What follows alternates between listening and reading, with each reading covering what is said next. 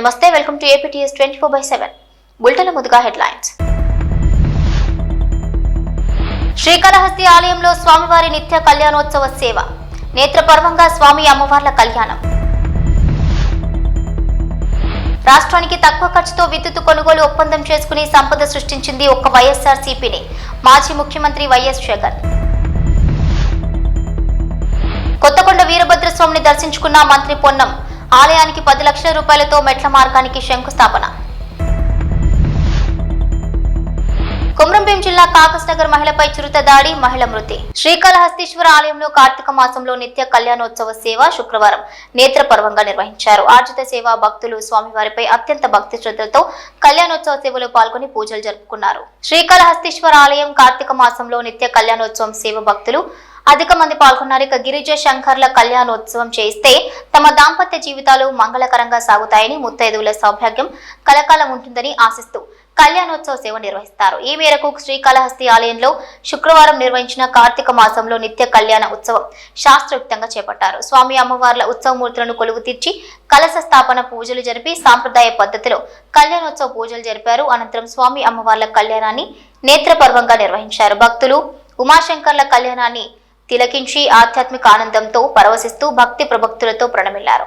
ఈ కార్యక్రమంలో వేద పండితులు, Ardhagiri Swami, temple superintendent Nagabhushanam Yadav, temple inspector Hari Yadav, ఆలయ అధికారులు పాల్గొన్నారు.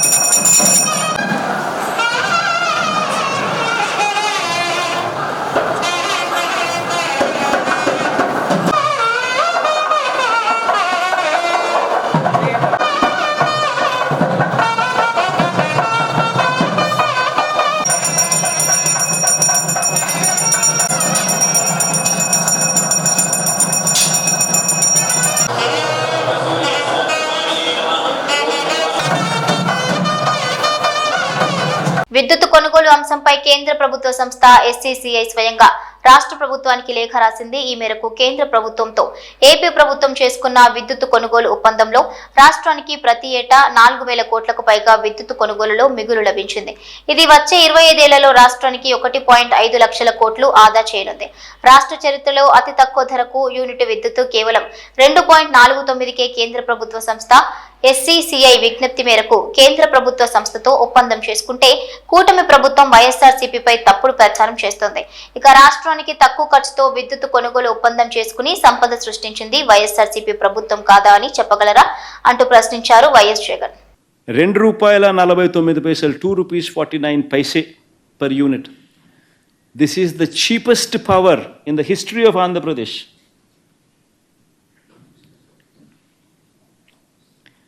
హిస్టరీ ఆఫ్ ఆంధ్రప్రదేశ్లో ఇది చీపెస్ట్ పవర్. మూడో టేకవే ఇంకా అక్కడే ఉన్నాం మనం. ఇంకా మూడో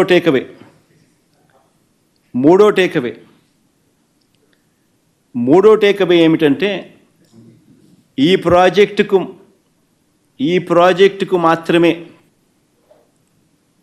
inter state transmission charges waiver అంటే ఉండవు అనే కేంద్ర ప్రభుత్వం యాజ్ ఎ స్పెషల్ ఇన్సెంటివ్ కేంద్ర ప్రభుత్వం రాష్ట్ర ప్రభుత్వానికి స్పెషల్ ఇన్సెంటివ్ ఇస్తూ లేఖలో మెన్షన్ చేయడం. నేను ఇవాళ మిమ్మల్ని అందరినీ కూడా అడుగుతా ఉన్నా, సంపద సృష్టి అంటే ఏమిటి అని. ఇంకొక ఎగ్జాంపుల్ కూడా చెప్తాం మీకు సంపద సృష్టి మీద. ఒకసారి గమనిస్తే average cost of procurement in Andhra Pradesh ఎంత అని చెప్పి ఒకసారి చూస్తే ₹5.10. మనకు 17,000 మిలియన్ యూనిట్స్ 17,000 మిలియన్ యూనిట్స్ మనకు ₹2.49కే మనకు కేంద్ర ప్రభుత్వం ఇవ్వడానికి ముందుకొచ్చింది. అంటే ₹5.10 నుంచి ₹2.49కు అంటే ₹2.60 పర్ యూనిట్ సేవింగ్. ఉజ్జాయింపుగా చెప్తాను, ₹2.61 కరెక్ట్గా చెప్పాలంటే. మాస శివరాత్రి సందర్భంగా భీమదేవరపల్లి మండలం కొత్తకొండ వీరభద్రస్వామి వారికి రవాణా మరియు బీసీ సంక్షేమ శాఖ మంత్రి పొన్నం ప్రభాకర్ కోడెమొక్కులు చెల్లించుకుని ప్రత్యేక పూజలు చేశారు. కొత్తకొండలో కొండపైన ఉన్న పురాతన వీరభద్రస్వామి ఆలయానికి 10 లక్షల రూపాయలతో మెట్ల మార్గానికి శంకుస్థాపన చేశారు. తర్వాత కొత్తకొండలో నూతన పల్లె దవాఖానను ప్రారంభించారు. మంత్రి మాట్లాడుతూ ఈ రోజు మాస శివరాత్రి సందర్భంగా భద్రకాళి సమేత వీరభద్రస్వామి ఆశీర్వాదం తీసుకోవడం జరిగింది. తెలంగాణ రాష్ట్రం అన్ని రకాలుగా అభివృద్ధి చెందాలని, మంచి వర్షాలతో ప్రకృతితో వ్యవసాయం, పరిశ్రమలు, ఆర్థిక ఇబ్బందులు లేకుండా రాష్ట్ర ప్రజలకు అన్ని రకాలుగా ప్రయోజనాలు కలగాలని, ప్రజలు ఆయురారోగ్యాలతో సుఖ సంతోషాలతో ఉండాలని ఆ దేవుడిని కోరుకున్నారు. ఇక ప్రభుత్వం తరపున అనేక రకాల కార్యక్రమాలు చేపడుతున్నామని, ఇప్పటికే 2 లక్షల రూపాయల వరకు రుణమాఫీ జరిగింది. కుటుంబ నిర్ధారణ పూర్తయి 2 లక్షలలోపు రుణమాఫీ ఉన్నవారు 4 లక్షల మందికి రేపు రుణమాఫీ జరుగుతుంది. ప్రభుత్వం ఉచిత ఆర్టీసీ బస్సు, 200 యూనిట్ల ఉచిత విద్యుత్, 500కి గ్యాస్ అందిస్తుంది. నియోజకవర్గానికి 3,500 ఇందిరమ్మ ఇళ్ల ఎంపిక జరుగుతోంది. త్వరలోనే రేషన్ కార్డులు వస్తాయని అన్నారు. మాస శివరాత్రి సందర్భంగా శ్రీ భద్రకాళి సమేత శ్రీ కొత్తకొండ వీరభద్ర స్వామి గారి ఆశీస్సులు తీసుకొని తెలంగాణ రాష్ట్రం అన్ని రకాలుగా అభివృద్ధిలోకి రావాలని, వర్షం, ప్రకృతి, వ్యవసాయం, పరిశ్రమ, వృత్తి అన్ని రకాల ఆర్థికపరమైన ఇబ్బందులు లేకుండా రాష్ట్ర ప్రజలకు అన్ని రకాల ప్రయోజనాలు కలగాలని, అందులో హుస్నాబాద్ ప్రాంతానికి అందరూ కూడా సుఖ సంతోషాలతో ఉండాలని ఆ భగవంతునికి అన్ని రకాల పూజలు, ప్రార్థనలు చేసినాం. పూజలకు, ప్రార్థనలకే పరిమితం కాకుండా ప్రభుత్వం తరఫున అనేక కార్యక్రమాలు తీసుకొని ఈరోజు ముందుకు పోతా ఉన్నాం. 2 లక్షల రూపాయల రుణమాఫీకి సంబంధించి కూడా ఏదైతే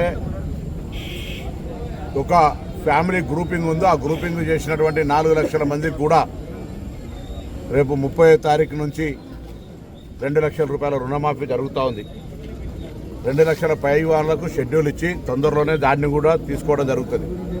200 యూనిట్ల ఉచిత విద్యుత్ కావచ్చు, ఉచిత బస్సు కావచ్చు, తొందరలోనే గ్రామ వారీగా ఇందిరమ్మ ఇండ్ల ఎంపిక కావచ్చు, రేషన్ కార్డుల పంపిణీ కావచ్చు, ఇవన్నీ కూడా జరగబోతూ ఉన్నాయి. ఈ సందర్భంలో చిన్న చిన్న అంశాలకు సంబంధించి తప్పకుండా వాటి పట్ల కూడా ప్రభుత్వం చాలా అప్రమత్తంగా ఉన్నది. ఈ సందర్భంలో రాష్ట్రంలో బాధ్యులు గల అధికారులు ఎవరైతే దీనికి సంబంధించినటువంటి పర్యవేక్షణ చేయాలో హాస్టల్ లోపల అక్కడక్కడ ఫుడ్ పాయిజన్ అయి ఇబ్బంది జరుగుతున్న పరిస్థితులల్లో నిన్ననే ఒక కొత్త కమిటీ వేసాం, ఫుడ్ సేఫ్టీ కమిటీ అని. అది మండల స్థాయిలో ఉంటుంది, జిల్లా స్థాయిలో ఉంటాయి. ఎక్కడైనా ఏదైనా గురుకుల లేదా రెసిడెన్షియల్ హాస్టల్స్లలో ఫుడ్ పాయిజన్ లాంటి పరిస్థితి ఏర్పడితే ఆ సంబంధిత అధికారులు బాధ్యులవుతారు. ప్రభుత్వం తరఫున అన్ని రకాల చర్యలు తీసుకుంటా ఉన్నాం. మెస్ ఛార్జీలు పెంచారు, కాస్మెటిక్ ఛార్జీలు పెంచారు, అక్కడ ఉండబడేటువంటి మౌలిక సదుపాయాలను కలిగిస్తూ ఉన్నాం. పంచాయతీరాజ్ తరఫున ఈజీఎస్కు సంబంధించిన అన్ని రకాల ఆ స్కూల్ యొక్క పరిసర ప్రాంతాలు శుభ్రంగా ఉండేలా ఈజీఎస్ కింద పనిచేయమని కూడా ఆదేశాలు ఇచ్చినాం. జిల్లా కలెక్టర్లు లేదా ఇతర జిల్లా స్థాయి అధికారులందరూ కూడా, ప్రజాప్రతినిధులు కూడా ఖచ్చితంగా ఈ హాస్టల్ సందర్శన చేయాలి అధికారులతో పాటు అని చెప్తా ఉన్నాం మా ప్రభుత్వం, మా ముఖ్యమంత్రి గారు. సో వీటి పట్ల ప్రత్యేక శ్రద్ధ తీసుకొని నేను కూడా ఒక బ్యాక్వర్డ్ క్లాస్ వెల్ఫేర్ మినిస్టర్గా నేను అందరికీ విజ్ఞప్తి చేస్తున్నా. ఇది ఒక సామాజిక బాధ్యత. పిల్లలు తల్లిదండ్రులను వదిలిపెట్టి మీ సంరక్షణలో పెరుగుతున్నటువంటి వాళ్ళను మన పిల్లల్లాగా చూసుకునేటువంటి బాధ్యత ఆయా పాఠశాలలో పనిచేస్తున్నటువంటి టాప్ టు బాటం ఉద్యోగులందరిది. ఎక్కడ నిర్లక్ష్యం వహించినా ప్రభుత్వం ఉపేక్షించదు, తగిన చర్యలు తీసుకుంటుందనే మాట ఈ సందర్భంగా మనం చేస్తున్నాం. రాజకీయంకి వస్తే ఇలా దీక్షా దివస్ పేరు మీద టీఆర్ఎస్ పార్టీ చేస్తూ ఉన్నది. సంతోషం. దీక్షా దివస్ మీకు తెలుసు, దీక్షా దివస్లో నిరాహార దీక్ష విరమింపు చేస్తే ఆ కాడిని విద్యార్థులు, ఉస్మానియా విద్యార్థులు ఎత్తుకున్నారు. మళ్ళీ నేను ఇలా ఈ దినం రోజు రాజకీయంగా ఎక్కువ విమర్శలు చేయదలుచుకోలేదు, కానీ ఒక్కసారి ఆత్మవిమర్శ చేసుకోండి. మేము తెలంగాణ ఎంపీలుగా తెలంగాణ సాధనలో ఏ పాత్ర పోషించినామో, తెలంగాణ ఇవ్వాలనే దృఢ సంకల్పంతో ఒకవేళ సోనియా గాంధీ గారు లేకుండా ఉంటే తెలంగాణ రాష్ట్రం ఏర్పడేదా ఒకసారి ఆలోచన చేసుకోవాలి. అటువంటి సోనియా గాంధీ గారిని పట్ల కృతజ్ఞులుగా కాకుండా కృతజ్ఞతలుగా ఉండేటువంటి ప్రయత్నం చేయండి అన్ని రాజకీయ పార్టీలు. మరి ఈరోజు పరిస్థితులలో భారతీయ జనతా పార్టీ నాయకత్వం కూడా మరొకసారి జవాబు చెప్పాల్సిన అవసరం ఉన్నది. తెలంగాణ రాష్ట్ర ఏర్పడేటటువంటిది దీర్ఘకాలిక ప్రజల ఆకాంక్ష. ఈ తెలంగాణ సాధించుకోవాలని అనేక మంది ప్రాణాలు అర్పించినారు. తెలంగాణ సాధన కొరకు ఒక దశాబ్దాల కాలంగా పోరాటం జరిగింది. అటువంటి తెలంగాణ ప్రజాస్వామికంగా సోనియా గాంధీ గారి నిర్ణయం మేరకు ఆనాడు ఉన్నటువంటి అందరూ కూడా పార్టీలు కలిసి పార్లమెంట్లో బిల్ పాస్ చేసుకుంటే తల్లిని చంపి బిడ్డనెత్తుకపోయారని, తెలంగాణ దేశ విద్రోహులుగా వ్యవహరించారని, తలుపులే తెచ్చుకున్నారని మాట్లాడుతుంటే చీము నెత్తురు తెలంగాణ రక్తమున ఏ బీజేపీ నాయకుడు ఎందుకు మాట్లాడతలేరని అడుగుతా ఉన్నాం. ఇవాళ అది తప్పు. తెలంగాణ ప్రజల ఆకాంక్ష అని చెప్పలేకపోతున్నారు ఎందుకని అడుగుతా ఉన్నాం. తెలంగాణకు బడ్జెట్ నిధులు ఇవ్వకపోతే కేంద్రం తరఫున ఎందుకు అడగలేకపోతా ఉన్నారు? మన ప్రధానమంత్రితో సమావేశమైన ఎంపీలు మీకు బాధ్యత లేదా అని అడుగుతా ఉన్నాం. తెలంగాణ మొత్తంలో వరదలలో ఇబ్బంది పడి 1000 కోట్లు 10,000 కోట్ల నష్ట ప్రతిపాదనలు ఇస్తే ముష్టి 400 కోట్లు ఇస్తే మీకు కనీసం బుద్ధి జ్ఞానం కలుగుతలేదా అని అడుగుతా ఉన్నాం. ఇటువంటి పరిస్థితులలో తెలంగాణ ప్రయోజనాల కొరకు, తెలంగాణ ప్రజాస్వామిక పరిపాలన కొరకు 1 సంవత్సరం పూర్తి చేసుకున్న సందర్భంలో అనేక రకాల ఉత్సవాలు జరుగుతూ ఉన్నాయి. తప్పకుండా మిగతా అన్ని కార్యక్రమాలు కూడా చేస్తామనే విశ్వాసాన్ని ఇస్తా ఉన్నాం. ఆర్థికపరమైన పరిస్థితి మీకు తెలిసి రాష్ట్రంలో 7.5 లక్షల కోట్ల అప్పు చేసినటువంటి పరిస్థితుల్లో కూడా ఎటువంటి ఏ ఇబ్బంది లేకుండా 1వ తారీఖు జీతాలు ఇచ్చే కార్యక్రమం పెట్టుకోను. అన్ని రకాల కార్యక్రమాలను ఎక్కడ ఇబ్బందులు కూడా కొనసాగిస్తాను. తప్పకుండా భవిష్యత్తులో ఇంకా మరింతగా ప్రజలకు అన్ని రకాలుగా సేవలు అందించే విధంగా, అందుబాటులో ఉండే విధంగా ఈ ప్రజాపాలన ప్రభుత్వం కొనసాగుతుంది. కాగజ్ నగర్ మండలం ఈస్గాం ఏరియా సమీపంలో ఓ మహిళపై పులి దాడి చేసింది. పత్తి చేనులో పనిచేస్తున్న మహిళపై దాడి చేసింది. ఇక మహిళకు తీవ్ర గాయాలు కావడంతో ఆమెను ఆసుపత్రికి తరలించారు. ఆసుపత్రిలో చికిత్స పొందుతూ ఆమె మరణించింది. మృతురాలు కాగజ్ నగర్ మండలం గన్నారంకు చెందిన మోర్ల లక్ష్మీబాయిగా గుర్తించారు. దీంతో కాగజ్ నగర్ అటవీ శాఖ గేట్ ఎదుట గంట పాటు ఆందోళన చేశారు. అటవీ అధికారులు రాకపోవడంతో అటవీ శాఖ కార్యాలయంలోకి మృతదేహాన్ని తీసుకుని వెళ్లారు బీజేపీ నాయకులు మరియు మృతురాలి కుటుంబ సభ్యులు. మండలంలోని గన్నారం గ్రామంలో మరి ఏదైతే మోర్ల లక్ష్మి పత్తి చేనులో పత్తి ఏరే నిమిత్తమై వెళ్ళినప్పుడు అకస్మాత్తుగా పెద్ద పులి దాడి చేసి మరి మరణానికి కారణమైంది. మరి వారి కుటుంబానికి మేము ప్రగాఢ సానుభూతి తెలియజేస్తూ మరి మా నాయకులు కోనప్ప గారు వచ్చిన తర్వాత ప్రభుత్వ అధికారులు పెద్ద మంత్రి దృష్టికి తీసుకెళ్ళి వారికి నష్టపరిహారం కానివ్వండి ఏ విధంగానైనా వాళ్ళ కుటుంబాన్ని అన్ని రకాలుగా ఆదుకుంటామని చెప్పి మరి రెండవది ఇందులో ఫారెస్ట్ అధికారుల నిర్లక్ష్యం కూడా కనబడతా ఉంది. మా యొక్క ప్రభుత్వంలో ఫారెస్ట్ అధికారంలో టైగర్ ట్రాకర్లను, వాచర్లను, బీట్ అధికారులను, సెక్షన్ అధికారులు అంటూ ఒక పెద్ద వ్యవస్థే ఉంది.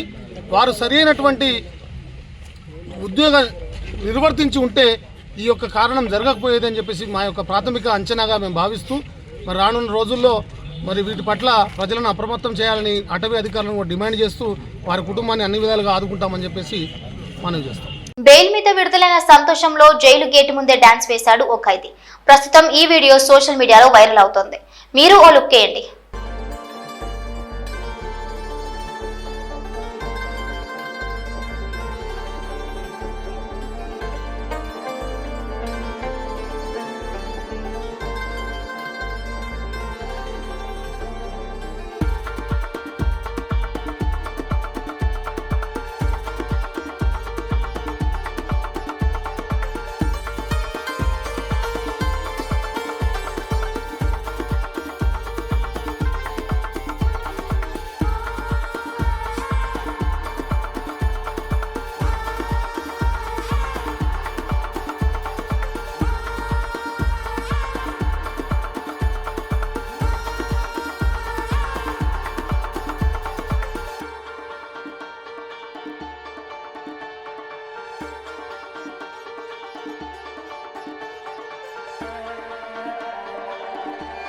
డ్రగ్స్ కు వ్యతిరేకంగా తెలంగాణ ప్రభుత్వం చేస్తున్న కృషికి మద్దతుగా అల్లు అర్జున్ ఓ వీడియోను రిలీజ్ చేశారు.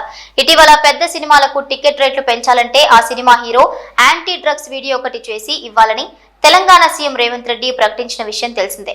ఈ నేపథ్యంలో డ్రగ్స్ కు వ్యతిరేకంగా తెలంగాణ ప్రభుత్వం చేస్తున్న కృషికి అల్లు అర్జున్ మద్దతు తెలిపారు. డ్రగ్స్ తీసుకుంటే తెలంగాణ ప్రభుత్వ టోల్ ఫ్రీ నంబర్ 1908 కు ఫోన్ చేయాలని సూచించారు. ఈ మేరకు బన్నీ స్పెషల్ వీడియో షేర్ చేశాడు. నమస్తే. మీకు తెలిసిన వాళ్ళు ఎవరైనా డ్రగ్స్ తీసుకుంటూ ఉంటే Telangana anti narcotics bureau toll free number 1908 కి ఫోన్ చేయండి. వాళ్ళు వెంటనే డ్రగ్ అడిక్ట్స్ ని రీహాబ్ సెంటర్కి తీసుకెళ్లి వాళ్ళ మామూలు మనుషులు అయ్యేంత దాకా జాగ్రత్తలు తీసుకుంటారు. ఇక్కడ గవర్నమెంట్ ఉద్దేశం వాళ్ళని పనిష్ చేయడం కాదు, వాళ్ళకి హెల్ప్ చేయడం. నెంబర్ గుర్తుంది కదా, 1908. Let's help the victims for a better society. మంత్రి కొండా సురేఖకు నాంపల్లి కోర్టు సమన్లు జారీ చేసింది. అక్కినేని నాగార్జున వేసిన పరువు నష్టం పిటిషన్ పరిశీలించిన కోర్టు సురేఖకు సమన్లు జారీ చేసింది. 356 బిఎన్ఎస్ యాక్ట్ కింద కేసు నమోదు చేసిన నాంపల్లి ప్రజాప్రతినిధుల కోర్టు డిసెంబర్ 12న వ్యక్తిగతంగా హాజరు కావాలని కోర్టు ఆదేశించింది. నెల్లూరు జిల్లా పెంచలకోన వద్ద చిరుత సంచరిస్తూ కొందరి భక్తుల కంటపడింది. కోన అటవీ శాఖ అతిథి గృహం వద్ద చిరుత సంచారం చేస్తుండగా వారి కంటపడింది. గెస్ట్ హౌస్ సమీపంలోని బైపాస్ రోడ్డుపై ఉన్న చిరుతను వీడియో తీశారు భక్తులు. ఇక కార్ హార్న్ కొట్టడంతో అడవుల్లోకి పారిపోయింది చిరుతపులి.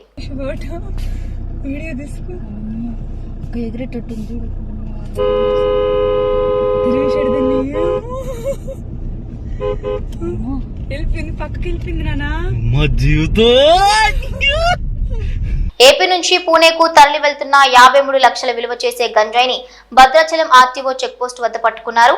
ఆంధ్రప్రదేశ్ డొంకరాయి నుంచి మహారాష్ట్రలోని పూణేకు 210 కేజీల గంజాయిని కారులో తరలిస్తూ ఉండగా భద్రాచలం ఆర్టీఓ చెక్పోస్ట్ వద్ద Bhadrachalam excise police station CI Rahim ఉనిసా Begum మరియు సిబ్బంది కలిసి పట్టుకున్నారు.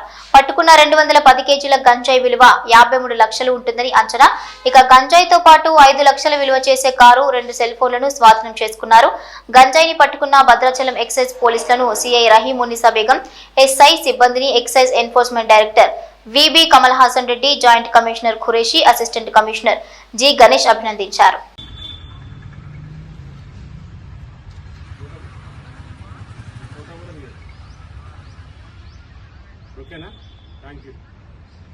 ఫెంగల్ తుఫాన్ ప్రభావంతో తమిళనాడులోని పలు ప్రాంతాల్లో వర్షాలు పడుతున్నాయి. వర్ష ప్రభావాన్ని ఎదుర్కోవడానికి సిద్ధంగా ఉన్నామని ప్రజలు ఇంటి నుంచి బయటకు వెళ్లేటప్పుడు జాగ్రత్తలు తీసుకోవాలని సీఎం స్టాలిన్ కోరారు. వర్షాల నేపథ్యంలో తిరుచి, నాగపట్నం, తంజావూరు, తిరువరూర్ తదితర ప్రాంతాల్లో నేడు స్కూళ్లు, కాలేజీలకు సెలవును ప్రకటించారు. ఈ నెల 29 వరకు మత్స్యకారులు వేటకు వెళ్లొద్దని అధికారులు ఆదేశించారు.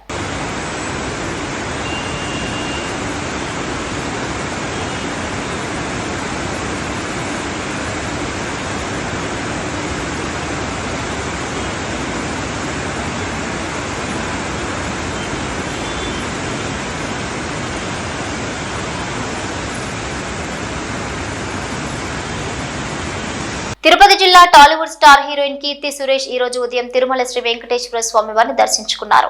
కుటుంబ సభ్యులతో కలిసి స్వామివారి సేవలో పాల్గొన్నారు. ఇక ఈ సందర్భంగా కీర్తి సురేష్ తన పెళ్లిపై వస్తున్న వార్తల గురించి మీడియా ప్రశ్నించగా తిరుపతిలో తన పెళ్లిపై మరోసారి క్లారిటీ ఇచ్చింది కీర్తి. తన పెళ్లి ఎప్పుడు ఎక్కడో వివరించింది. అయితే ఈ సందర్భంగా కీర్తి సురేష్ మాట్లాడుతూ త్వరలోనే పెళ్లి చేసుకోబోతున్నట్లుగా తెలిపారు. గోవాలో వచ్చే నెల తన వివాహం జరగనుందని చెప్పుకొచ్చింది. ఇక పెళ్లి దగ్గర పడుతుండటంతో శ్రీవారి దర్శనం కోసం తిరుమలకు వచ్చినట్లుగా తెలిపారు. డిసెంబర్ 11, 12 తేదీల్లో తమ వివాహం జరగనుందని స్వయంగా తెలిపారు కీర్తి సురేష్. అలాగే నెక్స్ట్ తను చేసిన బేబీ జాన్ సినిమా రాబోతోందని తెలిపింది.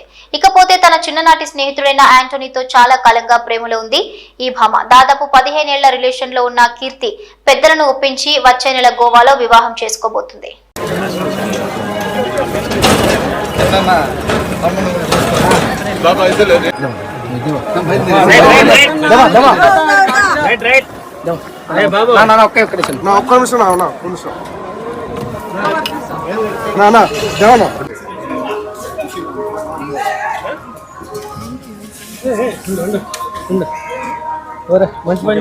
నెక్స్ట్ బేబీ జాన్ అని నా హిందీ ప్రాజెక్ట్ వస్తుంది అండ్ నెక్స్ట్ మంత్ నా పెళ్ళి ఉంది, దానికోసం వచ్చాను. ఎక్కడ మేడం పెళ్ళి ఎక్కడ? గోవాలో థ్యాంక్ యూ. కాకినాడ పోటీ నుంచి రేషన్ బియ్యం అక్రమ రవాణా జరుగుతుండటంపై డిప్యూటీ సీఎం పవన్ కళ్యాణ్ ఆగ్రహం వ్యక్తం చేశారు. ఇలాంటి ఘటనలను పట్టించుకోవాలి కదా అంటూ స్థానిక ఎమ్మెల్యే వనమాడి వెంకటేశ్వరరావు పోర్టు అధికారులపై మండిపడ్డారు. ఇటీవల 640 టన్నుల బియ్యాన్ని పట్టుకున్న ప్రాంతానికి నౌకలు వెళ్లారు. ఈ పోర్టు నుంచి గత పాలనలో మొదలైన అక్రమ రవాణా ఇప్పటికీ కొనసాగుతోంది. జవాబుదారీతనం లేదు అని పవన్ కళ్యాణ్ ట్వీట్ చేశారు.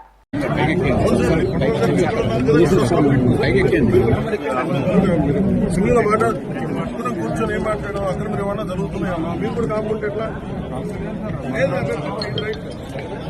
మన పొలిటికల్ లీడర్స్ బాధ్యత గవర్నమెంట్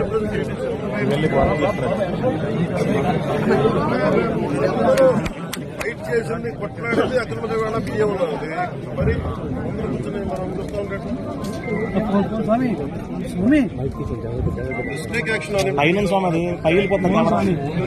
ఇవి బులెటిన్ అప్డేట్స్.